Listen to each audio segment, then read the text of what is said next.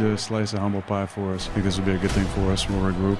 That was my motivating factor, get back so I can play for those guys. You can't handle Lamar, man. Run the table, that's the goal. We got to win them all.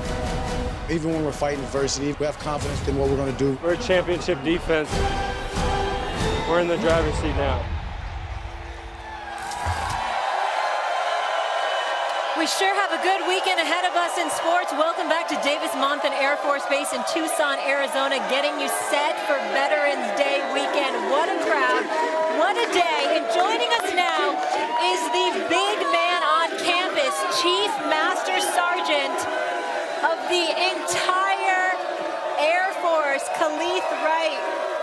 Oh, wait till we go down. The entire Air Force, Chief Wright, what an honor. And I see all the respect. Yeah.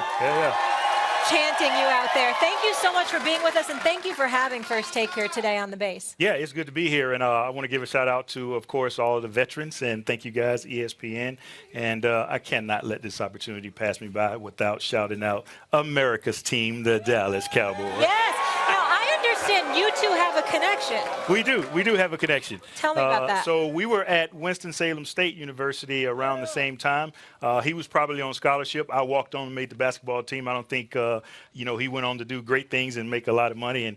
And I went on to join the Air Force. And then we're also part of the same fraternity, Omega Psi Phi Fraternity Incorporated. You went on to do great things as well. Are you kidding? Don't downplay what's happening here. Talk about a big job. Yeah. All right, you ready to talk some sports? I'm ready. Okay, let's do it. How about them Cowboys? Big D hosts the Minnesota Vikings this weekend as they try to maintain their slight lead over the Eagles in the NFC East. Chief Wright, the guys talked about this matchup earlier in the show. I know you're a Dallas fan, so I'm sure you know Stephen A's feelings about that. Is it fair to underestimate the Cowboys?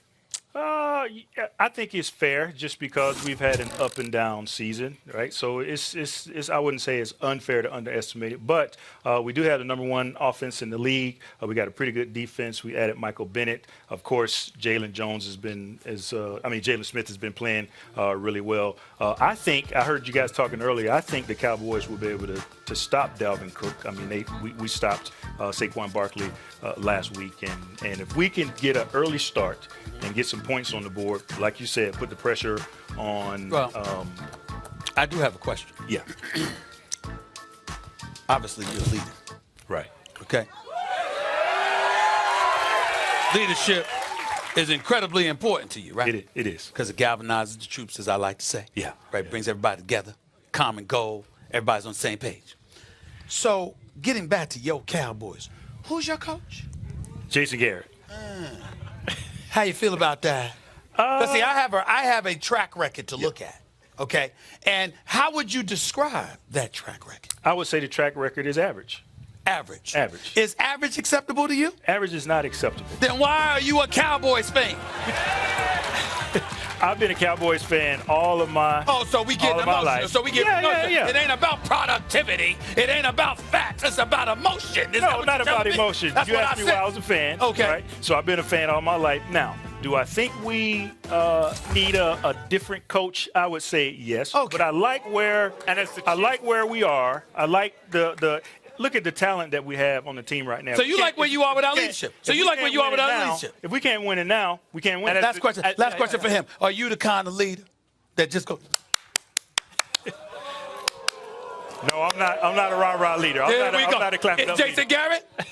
It's Jason Garrett. Yeah.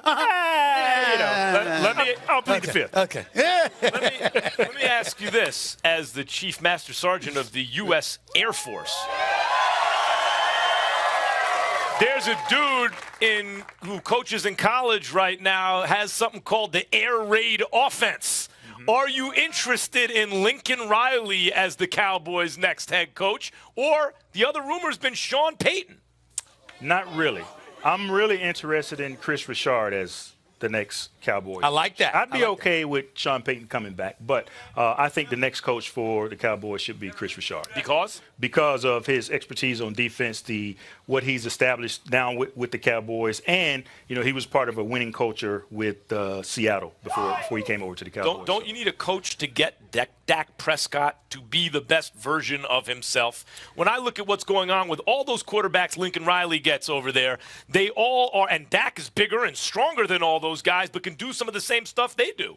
Yeah, I think, but I'm putting my money on Kellen Moore. He's a young guy, right? Young coordinator, but I like what he's done this year. I think he can get Dak to where he needs to be. We need the head coach to galvanize the rest of the team. Chief Wright, you like the NBA?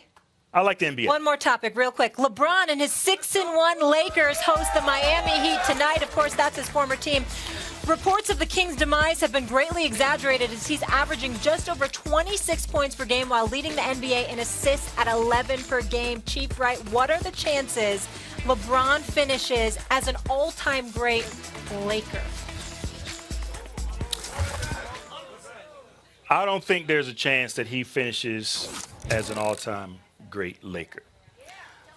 Only because I think his track record shows that he may only play one more season, if that, with the Lakers, if things don't start going well. And I know he has some business ventures in LA, but if you look at history, he'll play one more season. I don't think they'll win, and then he'll be off to doing something else. And there's some great Lakers that you have to compare him to.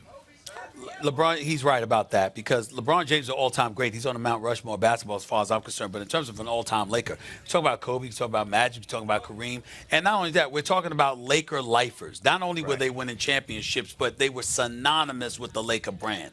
LeBron is not synonymous with the Laker brand. He's synonymous with basketball and greatness, but not the Laker brand. But by the way, I'd like to remind everybody, I picked LeBron James to win the MVP this year and the Lakers to win the championship. I just thought I'd point that out, Max, because God forbid that Rich Paul and them see me saying something to the contrary. I mean, my Lord, we haven't shined LeBron's shoes for crying out loud, so they might have an attitude. So I just want to remind everybody about that. So there's a chance that he won't go down as the greatest Laker because there's a pretty good chance that he won't win a championship as a Laker. I think with this nucleus they'll win a champ. I don't think it'll be this year, but I think LeBron will get one as a Laker. But it is so, as they say, gangster on Lakers Mount Rushmore.